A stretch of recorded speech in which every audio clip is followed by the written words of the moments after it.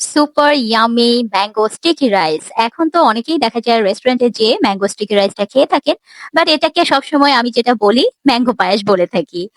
একেবারে খুবই সিম্পল একটা রেসিপি, কিন্তু খেতে এত মজা। যারা রেস্টুরেন্টে যেয়ে ম্যাঙ্গো স্টিকি রাইসটা অর্ডার করে খান তাদের জন্য এটা হতে পারে খুব ভালো একটি রেসিপি। আজকে আমি যেভাবে সহজভাবে বানিয়েছি সেটাই আপনাদের সঙ্গে শেয়ার করছি।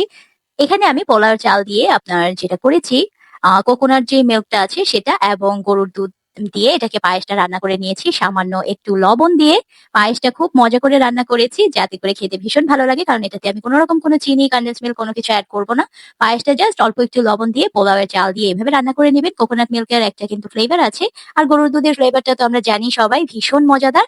সাথে মজাদার মিষ্টি, মিষ্টি পাকা, পাকা যে আম থাকবে সেগুলোকে এভাবে কেটে দিবেন। অনেকে স্লাইস করে কেটে নেয়, আমি এভাবে কেটে নিয়েছি।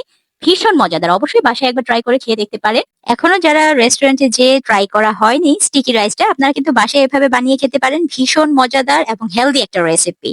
Thanks for watching.